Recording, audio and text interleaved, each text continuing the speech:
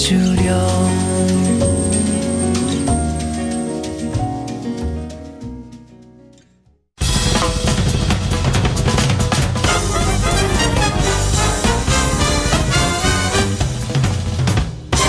훅 인터뷰. 모두를 위한, 모두를 향한, 모두의 궁금증 훅 인터뷰. 일본 후쿠시마 원전 오염수 방류. 국민들 걱정이 큽니다. 일단 정치가 이렇게 쫙 갈라져서 정치로 이 문제를 이해하고 있어서 국민들은 더 조금 혼란 커집니다. 걱정 커지는데요. 과학적으로 이 오염수 문제 좀 짚어보고 갑니다. 오늘 또 모셨습니다. 전문가의 의견 들어보겠습니다. 경희대 원자력공학과 정범진 교수 모셨습니다. 교수님 어서 오십시오. 네, 안녕하세요. 네, 후쿠시마 원전 오염수 방류한다고 하는 것 같습니다. 후쿠시마 오염수 해양으로 방출할 해저 터널도 완공됐다는 뉴스도 나왔는데요. 네. 방류를 하긴 할 것 같습니다. 일본이. 네. 네. 괜찮습니까? 걱정이 됩니다. 네, 걱정하지 않으셔도 됩니다. 그래요? 네. 우선 몇 가지 팩트를 좀 말씀을 짚어야 네. 되는데, 첫 번째로는 그 2011년에 후쿠시마 원전 사고가 났잖아요. 네. 그 당시에는 무슨 알프스니 뭐 배출이 뭐 전혀 처리 시설이 없이 생성됐던 오염수를 그대로 바다로 방류를 했죠. 바다로 흘러갔죠. 네, 하루에 한 300톤씩 네. 몇 개월간 네. 혹은 뭐 몇 년간. 근데 그 당시에도 우리나라 영향은 없었거든요. 근데 지금 후쿠시마에 보관되어 있는 네. 오염수에 있는 방사선의 양은 그 당시에 배출했던 양의 0.1% 미만입니다. 1000분의 1 미만입니다. 그것도 30년에 걸쳐서 서서히 방류를 하겠다는 잠시만요, 것이기 교수님. 때문에. 네. 그때 후쿠시마 원전 사고 때 오염수들 막 이렇게 바다로 흘러갔는데 그거 흘러가면 안 되죠. 그건 위험한 물이죠. 그 당시로서는 어쩔 수 없었던 것이고요. 어쩔 수 없었지만 네, 네. 거기에 있는 그 중독성 물질들도 있고요. 중금속도 있고 그게 흘러가면 안 되잖아요. 우리 그때도 괜찮았는데 지금도 괜찮다 이렇게 얘기하면 이거는 조금 지금 저한테 지금 괜찮냐고 여쭤보셨기 네. 때문에 그렇게 말씀드린 거고요. 아니, 지금 문제를 바꿔서 그게 나가도 되느냐라는 문제로 지금 바꾸고 계신 거예요. 자. 지금 맨 처음에 시작은 네. 지금 방류해도 괜찮습니까? 아니 라고 지금 얘기했을 때 걱정해도 되냐고. 그렇죠. 왜냐하면 지금 걱정하지 말아라. 할 필요 없다. 네. 왜냐하면 그때도 괜찮았다. 그보다 많이 나갔던 양인데도 네. 별 문제가 없었기 때문에. 근데 그때 후쿠시마 오염수 방출됐을 때요. 네. 방출됐을 때 일본에서 정확한 데이터 별로 안 나왔어요. 네. 그때 캘리포니아에서도 방사능 오염된 물고기가 몇 달 만에 발견됐다는 이런 뉴스도 나왔는데 네. 일본은 방사능 오염 이런 거 되는 걸 정확하게 공개하지 않았지 않습니까? 그것은 일종의 선동에 속은 것이라고 할 수 있고요. 속은 겁니까? 예, 그렇죠. 왜냐하면 이것이 진실성 여부라든지 이런 문제를 몰고 가면 안 되고요.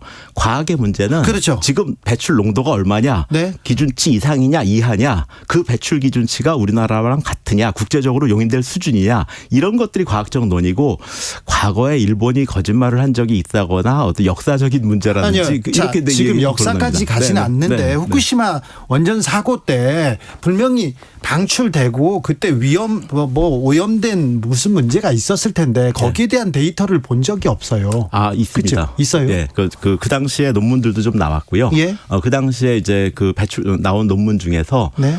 지금 uncontrolled release라고 합니다. 네. 제어되지 않은 그 방류가 있었는데. 예. 그것으로 인한 환경 영향이 어떠냐, 혹시 동식물의 영향은 어떠냐, 해양 생물의 영향은 어떠냐, 이런 것들에 대해서 분석한 저널 논문들이 있습니다. 근데 어땠습니까? 네.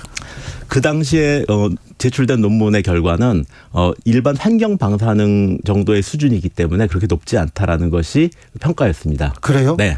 체르노빌에서는 엄청난 방사능 물질의 누출이 있었죠. 유출이 있었는데 네. 후쿠시마에서는 유출이 됐는데 그런데 별로 큰 환경에도 영향을 미치지 않았습니까? 일단 체르노빌보다 훨씬 양이 작았고요. 예. 네, 두 번째로는 그 일본에서는 그것이 폭발이라든지 방사선의 대량 유출이 아니었기 때문에 대량 유출이죠. 그렇지만 체르노빌 수준의 대량 유출은 아니었기 때문에 어느 정도 사람들이 접근도 가능했고 발전소의 직원들도 있었고요. 그래서 어떤 그 데이터를 수집을 했습니다. 네. 네. 후쿠시마 오염수를 해양으로 방출한다고 하는데 해저 터널을 왜 만든 거죠? 우리나라도 마찬가지인데요. 예. 바다의 깊이가 깊은 데다가 이제 방류를 하면은 빨리 희석이 되기 때문에 예. 이제 깊은 쪽으로 이제 터널을 까는 거예요. 그러니까 네. 우리 동해안에 있는 원자력 발전소들은 바다가 깊기 때문에 그런 게 없습니다. 그렇지만 이제 그 한빛 영광에 있는 발전소 같은 경우에는 이제 바다가 그 대륙붕에 있기 때문에 네. 그럴 때는 이제 배출구를 뽑아서 좀 심해로 가져가서 거기서 배출을 하는 것이 빨리 희석할 수 있습니다. 거기는 배출하는 거고 네. 여기 오염수를 여기는 일본에서는 오염수를 처리해 가지고 그걸 보내는 거죠. 네네. 근데 걱정 안 해도 됩니까? 네. 알프스를 통해서 걸려진 그 오염수는 안전합니까? 지금 어떻게 하고 있는 거냐면 알프스를 통해서 뭐 세슘이나 스트론튬이나 그 플루토늄이나 이런 것들은 이제 걸러지고요. 안 걸러지는 게 이제 삼중수소인 거죠. 네. 그러니까 이제 삼중수소를 이제 해서 6만 베크렐 퍼 리터 수준으로 떨어뜨립니다. 희석을 걸러가지고 6만 베크렐 퍼 리터가 6만 하면 굉장히 높아 보이지만 우리나라 기준은 이제 4만 베크렐 퍼 리터가 방류 기준이고요. 세계 보건기구 WHO의 음용수의 삼중수소 기준이 1만 베크렐입니다. 그러니까 음용수 기준 정도에 해당되는 것들로 만들어서 방류를 하는데 6만으로 배출하는 게 아니라 1,500으로 그러니까 물을 한 40배 정도 넣어가지고 1,500 베크렐로 이제 더 희석을 해서 방류를 합니다. 왜냐하면 6만 베크렐로 바로 방류를 하게 되면 그것이 바닷물에 의해서 자연적으로 희석되기 전에 고농도의 것들에 노출될 수가 있거든요. 그래서 이제 그 수조에서 1,500 베크렐 퍼 리터 수준으로 낮춰서 1km 안에 지하로 가서 네. 거기서 이제 방류를 하게 되면 한 2, 3km 정도 반경을 지나고 나면 1베크렐 퍼 리터 수준으로 떨어집니다. 그 1베크렐 퍼 리터 수준이라는 거는 우리 한강물 수준입니다. 근데 안전하다고 일본에서 계속 얘기하는데 왜 바다에 버리나 여기는 의문이 생깁니다. 그냥 그러면 농업용수로 쓰던지 아니면 뭐 저수지에 일본 내에서 가지고 있던지 그런 생각 들잖아요. 저는 안 듭니다. 안 드세요? 네. 아니 안전한데. 우선 이제 우리 방사선 폐기물 아니고 일본 네. 공장의 폐수 같은 경우에도 네. 방류 기준이 낮으면 그걸 가지고 이제 낮춰가지고 방류하는 거지. 그 깨끗하니까 다시 뭐 식수로 써라든지 그렇게 하지 않지 않습니까? 저희 옥스포드의 석학이라는 분이 네. 마셔도 된다. 1리터라도 마시겠다 이렇게 얘기했는데 마시는 건 물은 아닌 거죠. 과학자들이 마셔도 된다라고 했을 때 그 의미가 뭔가를 한번 생각해 보셔야 되는데 마셔도 된다는 거는 음용수 기준의 이하이다라 그러면 마셔도 된다라고 얘기하는 겁니다. 네. 네, 그 음용수 기준을 초과한다 그러면 못 먹는다 하는 거고요. 네. 그러니까 음용수 기준보다 낮은 수준이다. 그러면 마실 수 있는 물이다라고 얘기하는 거죠. 그거에 대해서 이제 그 과학에 대해서 네. 막 이제 말을 꼬우는 거죠. 마시면 너 배 터지게 마셔봐라. 뭐 맥주 만들어 마셔라. 뭐 도쿄 시민한테 공급해라. 이런 것들은 일종의 네. 빈정거리는 겁니다. 그래요? 네. 저는 마시기는 싫습니다. 그렇죠. 그러니까 예컨대 변기에서 떠낸 물이 네. 뭐 배출 기준 이하지만 오케이. 마실 수 있느냐 이건 다른 스토리인 거죠. 그렇죠. 네. 알겠습니다. 교도통신에서요. 지난달 후쿠시마 항만에서 잡은 우럭 네. 기준치 180배 달하는 세슘 검출됐다 이런 보도가 나왔는데 네.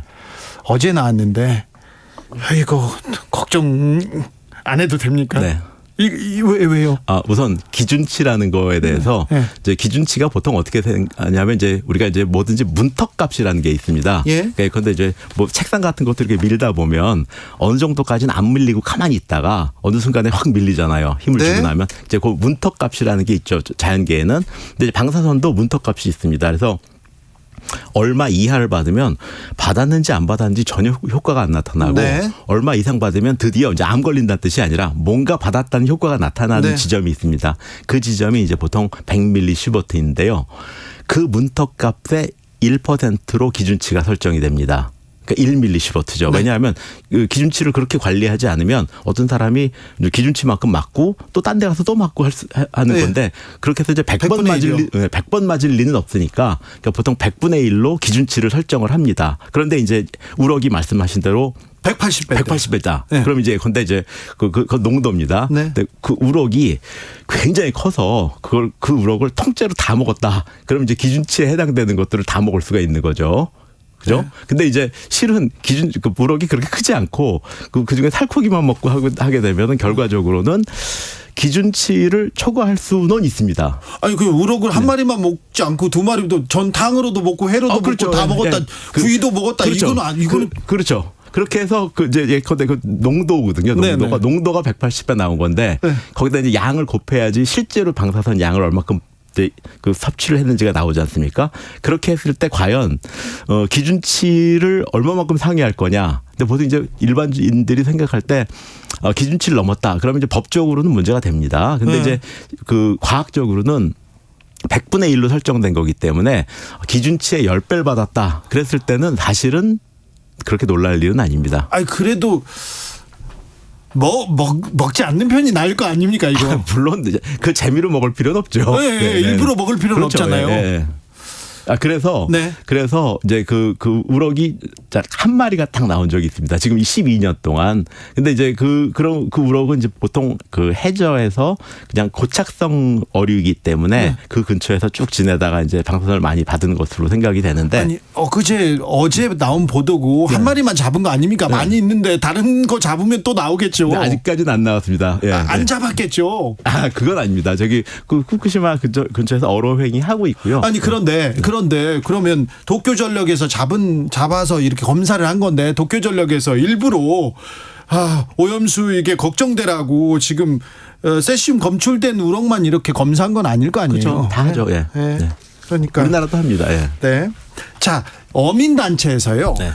후쿠시마 주변 그리고 일본 어민들도 이렇게 오염수 방류하지 마라 이렇게 반대하는 사람들도 있고요. 어떤 사람들은 조용히 그냥 방류해도 된다 이렇게 하는 찬반이 있습니다. 네. 그렇죠? 네. 네. 우리나라 어민단체도 어민들이 걱정하기도 하고 또 찬성하는 사람들도 있습니다. 네. 네. 어떻게 봐야 됩니까? 과학적으로는.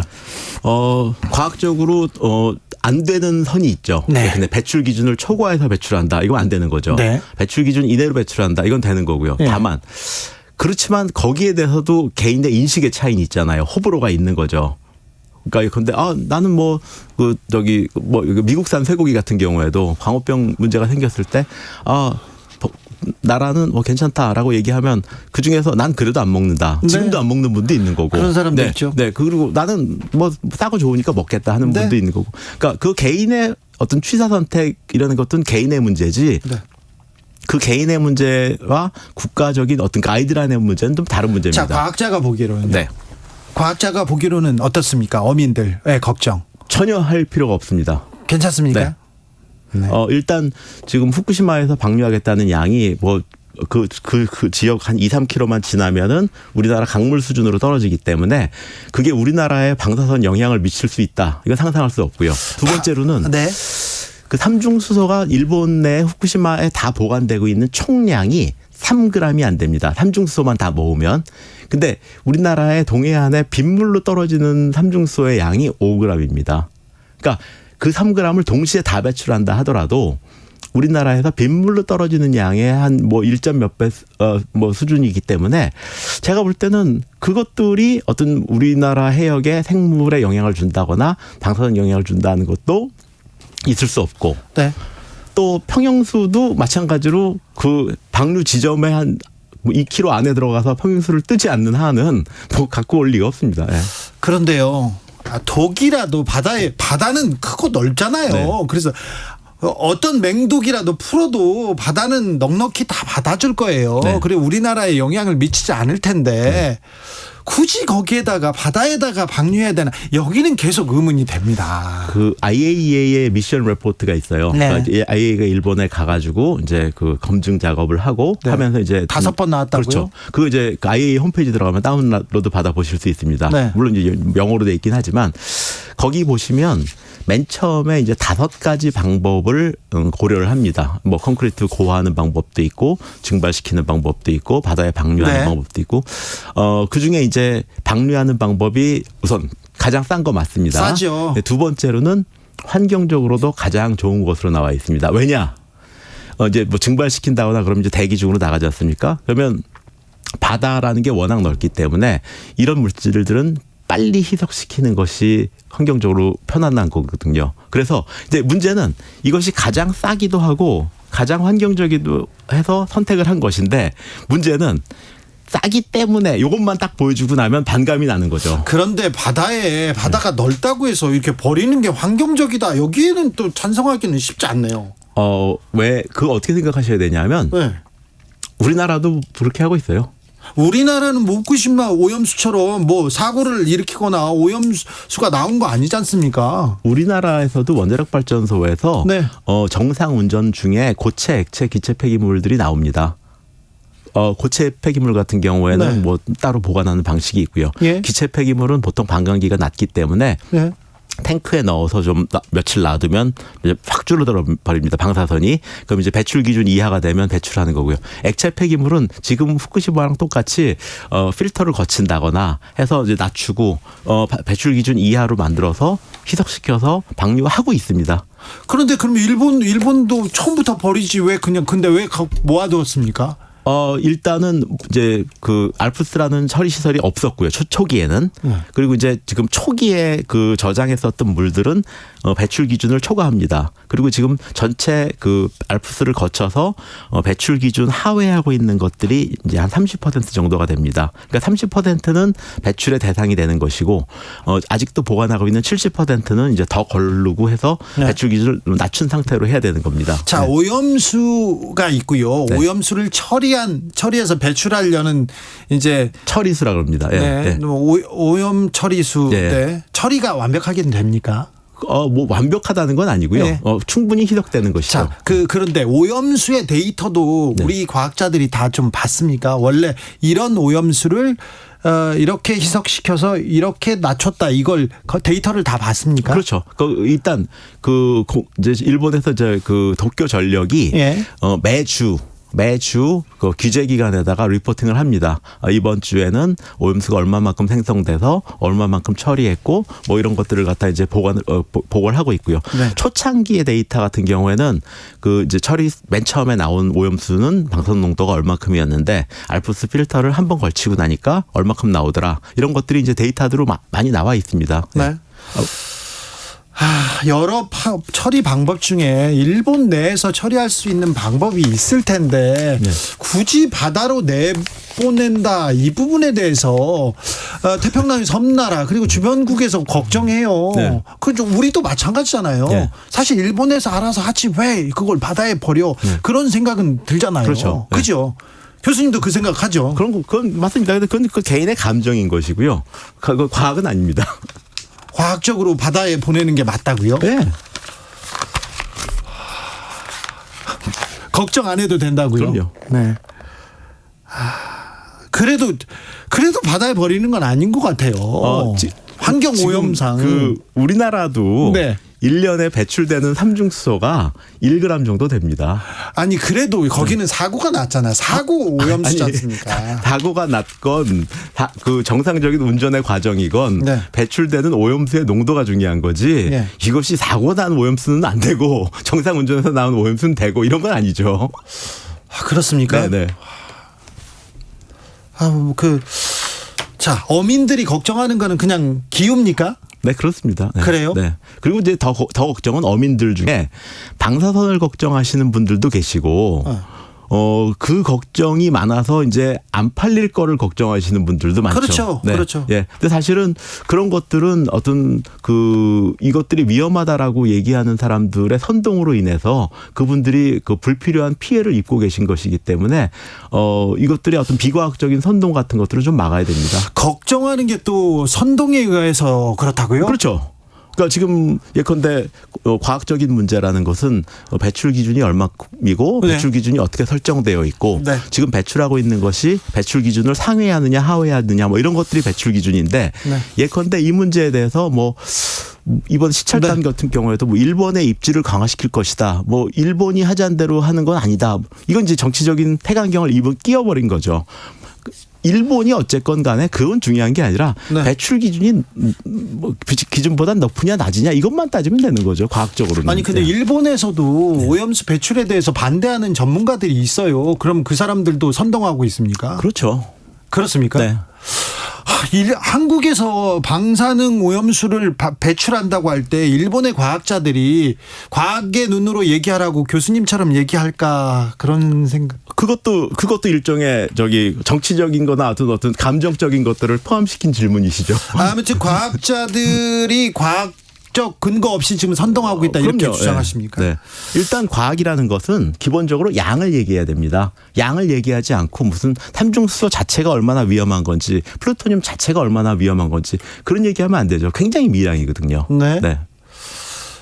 오염수 처리에 대해서 여러 주장이 있습니다. 여러 학계의 주장을 저희가 다양하게 듣고 있습니다. 네, 오늘은 정범진 경희대 원자력공학과 교수의 얘기를 들었습니다. 오염수 너무 걱정할 필요 없다 얘기합니다. 원자력공학과 교수입니다. 전공이 원자력공학에서도 어떤 분야입니까? 저는 열전달 쪽이고요. 열을 전달하는. 네, 그다음에 이제 원자력 안전공학이 제 전공입니다. 그렇습니까? 네, 여기까지 들을까요? 네, 고맙습니다. 교통정보센터 다녀오겠습니다. 정현정 씨. 네, 징검다리 연휴 마지막